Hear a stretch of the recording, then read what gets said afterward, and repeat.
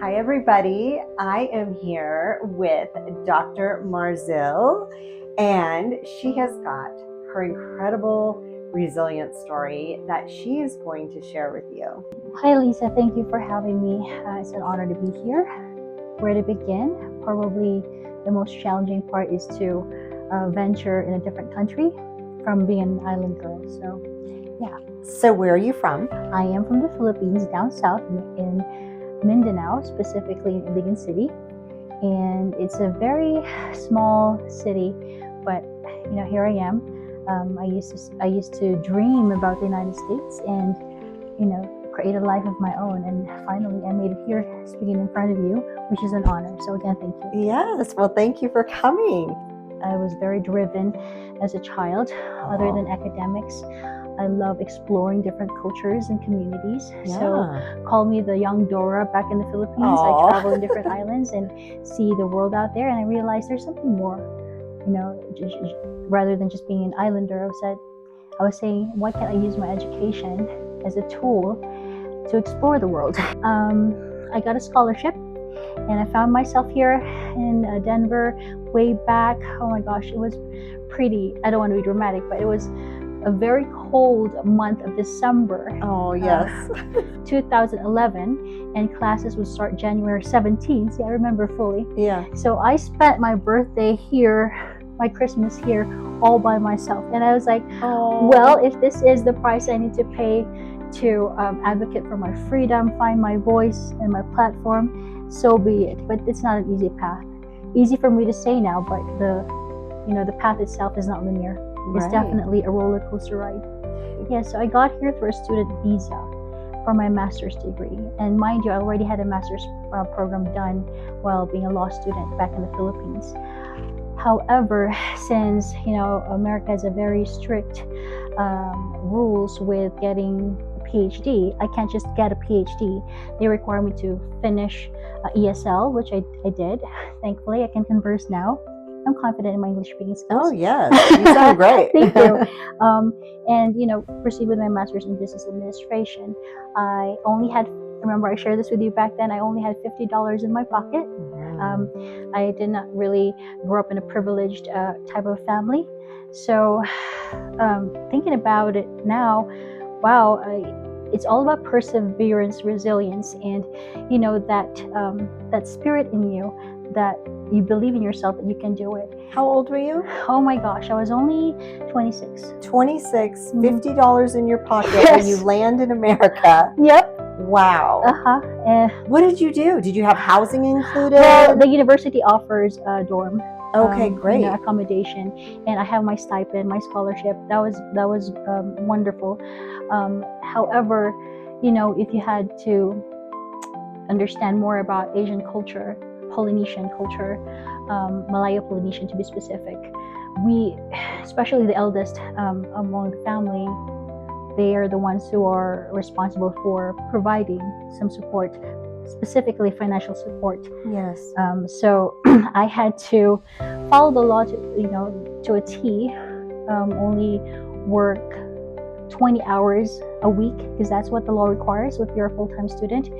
So I had to make the most of my time. So other students are having a good break, spring break, for example. Marzil goes out and venture for jobs so that I can send money to the Philippines. Wow. It was difficult. Sometimes I could breathe only up to here, pray, and I said, Lord, you have my back. I can do this. And here I am after a decade or so, talking in front of people and telling my story, and hopefully it will inspire you all. One thing about me is I love academics. It's like I breathe when I study. Even when I was younger, even my father, forgive me for saying this, for those who might find it offensive, but my dad would used to say, I will donate you to your teacher, or you will be adopted by your teachers, and I'm fine with it. Because not because he's mad at me, but it's just that I was just so academically inclined as a kid. My kids now will call it nerd power. Yes. But proud nerd. But I find academics as a sanctuary. So libraries, competitions, representing the school, traveling because of competition, that used to be my thing. Yes. But we're adulting, so bills are there. And the other thing about my journey too that I'm so thankful for is my teachers. They're technically my second set of parents, and they've always encouraged me. My mentors are always indebted to them with a grateful heart.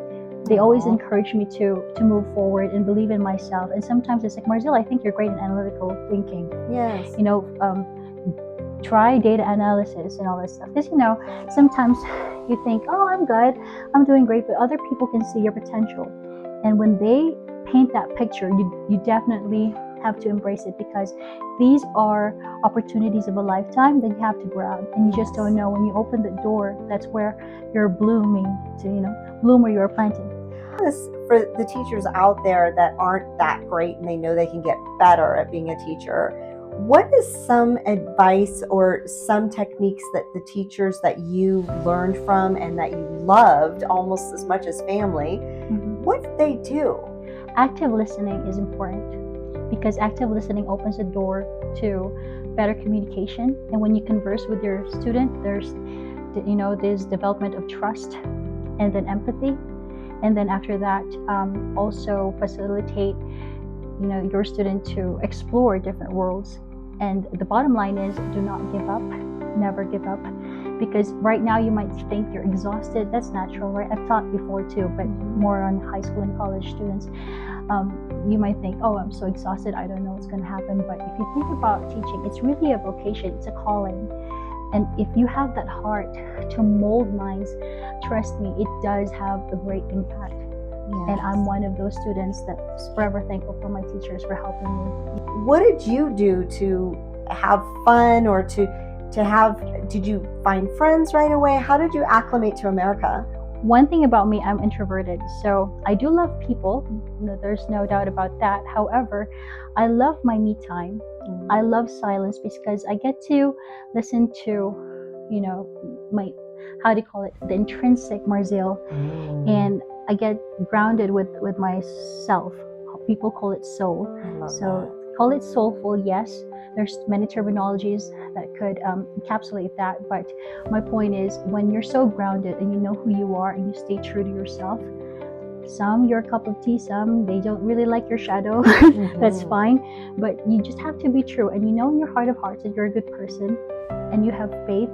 You have these seeds of the spirit, as the church calls it, right, or any other spiritual calling would say. Just listen. Actively listen to the word active listening. Listen to yourself, listen to your heart, because once your heart is aligned with your mind, I don't think you'll go wrong. You were able to go visit your family? It's very limited. The university is so strict. Everything has to be recorded and documented, and the United States is very strict with the immigration policy. So you just have to follow it. So to answer your question, when I was a student, I could rarely afford plane tickets, right? But the moment I got out of the student visa, got an H-1B visa, which is work visa, for some who are familiar with this process, and then the green card, then yes, I was able to go home at least once a year. Oh, good. Yeah. So how old were you when you first were able to go back home? If I remember it correctly, I think 3 years after, so 29. Okay, yeah. Wonderful. Yeah. Wow. Okay, so looking back at your 20-year-old self, what advice would you give you to getting ready and prepared to go to America? Would you do it again? Oh, yes. I don't think I will ever redefine my journey, meaning, let's say, to put it this way, where I am now is exactly where I want to be. And so going back to when I was 20 years old, all I can tell my younger self is, press on. You got this, and you're right. I love that. Thank you. What else advice would you give out there for people who might also be going through this journey today, or might be planning on going to America or just going overseas? Because there are Americans trying to go overseas also to Europe and to different countries for their studies. What type of advice would you give them? I think you need to find your passion. So I mentioned earlier, being an academician, that's really my inclination, and I love to travel. So it blends well perfectly with my aspirations in life and moving forward, right? So all I can say is listen to your heart and make sure that you're also realistic with your expectations, or else you'll feel frustrated all the time. And then have that resilience. Since resilience is such an impactful word, and it's something to adhere to when things are rough. Why? Because with resilience, you're not just surviving. You gave yourself the opportunity to thrive and become better. It molds you to become better as a person. Number one, I like to journal, right? Yes. Sometimes, you listen to your thoughts. It's good to have an emptying exercise first, though, before you. I'll just share with you. I do emptying first. So I write down all the things that are cluttering my brain, and then I will identify, is this past? Is this for the future? The reason being is, if it's the past, it's going to cause you a lot of anxiety. If it, or not past, but if it's the future, it's going to cause you a lot of anxiety. But if it's in the past, it's going to cause you maybe guilt, regret. The point is, it's already in the past. You need to move forward, right? But not to the point where you're thinking over on the future, because that's just going to give you unwanted feelings or thoughts, right? So focus on the present. Now, take those past and future ideas, and those that you identified as P or present, focus on that. And then reflect on, let's say if you have 5, what's the top priority? That's how I do it. So I'm sharing that for the first time. That's incredible. Yeah. So let's say out of 5, I prioritize 3, and I think about good things, positive things, because what you're feeding in your brain is definitely going to be reflective of what you do and how you think. Yes. So yes, that's the first one. How do you control that, though? A lot of people have a hard time going into the future or the past. How do you remain in the present when you're journaling? One thing is determination. You need to be determined to do what's best for you. We already know, right? Yes. And if we overthink, that's not really good. When we put over in anything, that's not a good practice. So try to be moderate. It takes a lot of discipline. It takes time, but it's not impossible. So I'm a living, breathing evidence of such practice. Because, even in professional career, even personal, avenues in our life, we always have struggles. And you need to find these tools. Journaling is one. Identifying which one belongs to the past and the future. Try to not put your energy into it. Focus on the present. Be grounded. Again, grounding. I love that. Thank you. So what are you doing nowadays for mental health? Because mental health is a big topic, and having family overseas still, right? You have family overseas, you have family here, wonderful husband and children. So how do you do self-care amongst being a doctor? You have a lot of things going on professionally, but also personally, as a mom, as a wife. How do you do self-care? Take some me time. I think a lot of women can relate. Allocate a portion of your day just for you, and do the things you love. So if you love cooking, I myself, I love to play ukulele. I love to sing karaoke. The Filipina in me is always brilliant. Represent brilliant in singing in the bathroom. Just kidding. but do the things you love, and have that translated as your me time. You don't have to spend so much money, actually. Yeah. Because happiness is simple. It's not bought. It's within you. For me, it's a bubble bath. Correct. I love bubble baths. Tea. Yes, and tea, or I'll have a smoothie next to my bathtub, and I just love playing with bubbles. I feel like a kid again, and then I feel pampered as a woman there too, you go. right? It's like the blend, and it's the most simplest thing is a bubble bath, right? Yes. But it's the beauty of that. What else do you want to share with our group about your past? Anything? Well, traveling, invest in traveling. Traveling, it helped me explore different cultures and communities, and it has contributed, impactful elements that redefine resilience on my end. What I'm trying to say is, when you get to meet people, you open your heart and you talk to them. Be authentic. You don't have to be super vulnerable, but once a person opens their lives to you, listen, and mind you will learn a thing or two. And if you are sensitive enough to understand what would have been the moral lesson of the story, so that you won't end up to being that person, or somebody who's experiencing the same, then you are the instrument to make that change. You don't have to be a president or a politician or a famous vlogger to provide your influence, or to provide avenues for influence. You can start now if you want to. Again, determination and discipline. That's incredible. Well, thank you so much Thank for you. sharing your story with us today. Thank you, Lisa. One thing about me too, I like to diversify my portfolio. So other than my business consulting, which is the Legacy Engine, although I'm also a fractional COO of Pro Business Advice, please check that out. We're on Google, obviously, if you look into that. I also have a skincare line called Beauty Bloom. It's organically sourced. It's a 12-in-1 supplement that will, feed your skin from the inside, rather than, I'm not saying lasers are bad, but it's a very cost-effective way of taking care of your skin, especially for us women. There's a lot of radicals out there, and environmental radicals. You need to take care of your skin.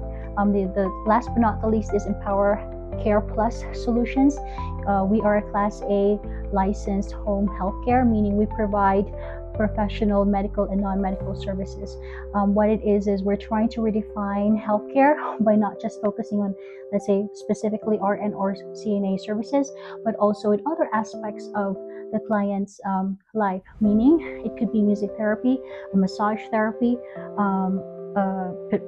podiatrist, concierge services such as residential cleaning, real estate, for example, and also having a personal driver or somebody to just accompany you so that you can go outside of your home and be safe and enjoy life as you should do. Wonderful. Wow. Thank you. And you definitely are doing a lot. Yes, I love to be busy. Like I said, it fuels me. It's my passion. Yes. Awesome. Well, thank you, Dr. Marzil. Thank you. Appreciate you coming today. Thank you, Lisa.